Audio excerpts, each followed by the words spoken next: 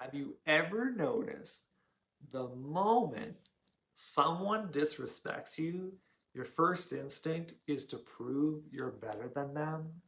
About 15 years ago, I was falsely accused of a hit and run. I am not proud of this moment in my life, but it happened. Let me explain. I'd driven through an intersection without realizing someone had dramatically acted out a death scene. However, I did remember passing by two homeless people pushing a shopping cart, which I allowed plenty of space between themselves and the truck I was driving. Apparently, they got bumped into and fell to the ground. I had no clue that any of this had even happened. Within about 5 minutes, I was contacted by my manager telling me to return back to the office. And guess who was waiting for me? No, not the pedestrians, but the police. When they approached me, my adrenaline immediately started to ramp up. Just to give you some context, I don't have a temper, but that day, surprise, surprise, when I'm falsely accused, I blow up. So I denied the whole thing while trying to explain my story, and the officer calmly took his notes. You would think his calm composure would have calmed me down, but his deadpan expression gave me no clue as to whether he even believed anything I was saying. I'm still not sure who was the better man during our exchange, but I have no regrets about the words I used to describe my side of the story. I in no way showed disrespect to the officer or the pedestrians. I just got louder and firmer in the way I expressed my story. And the thing is, I still think about that moment. So, who was the better man? Me or the officer? Well, what does it mean to be the better man?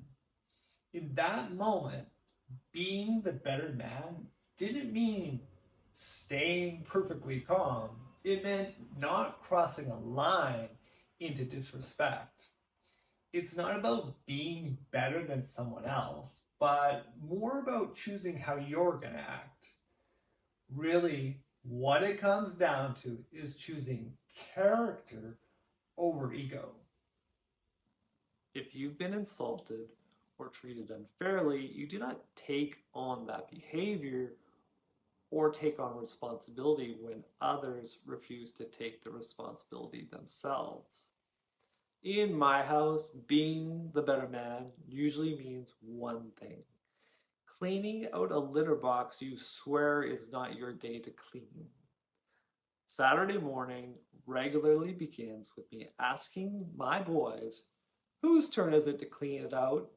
This is partly because no one tracks whose day it is to do the job. Sometimes they're not being entirely truthful about whose day it is to do it. And usually one of them, most often the one telling the truth, finally just gets fed up and says, fine, I'll do it. I'm tired of arguing. So, as a result, I came up with a plan to avoid this from happening. I think it's a good plan. I don't know if it's a great one. I have decided to document when the litter box is actually being cleaned by taking a photo of my boys thoroughly enjoying the process.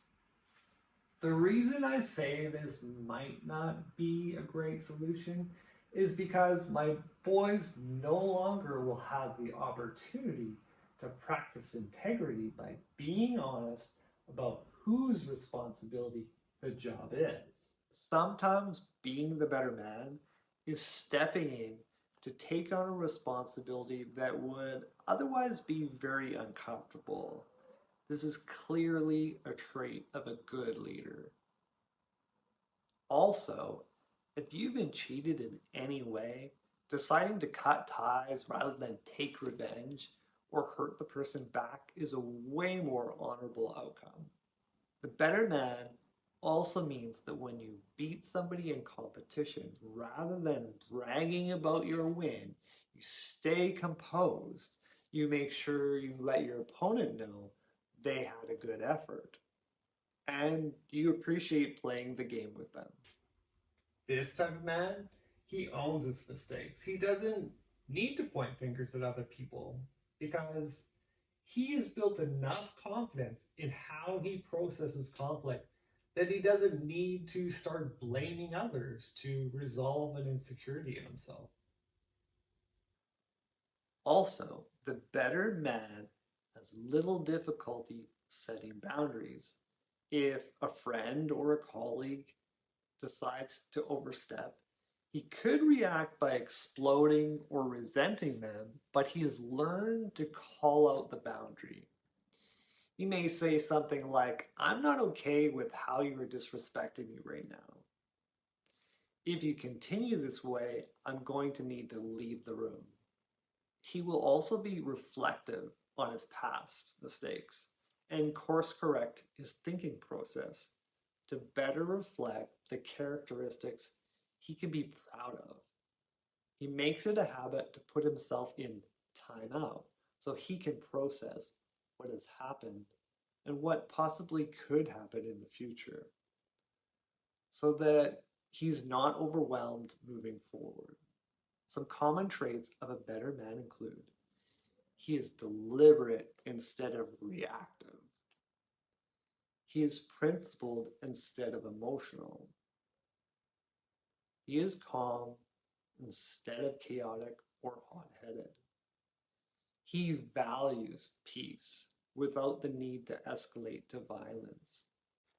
I hope what I've said in this video all makes sense, but I do want you to answer this question. What do you think it means to be the better man? I'm really interested to know what you have to say. Please leave me a comment below, and I'll see you in the next one. Thank you for watching.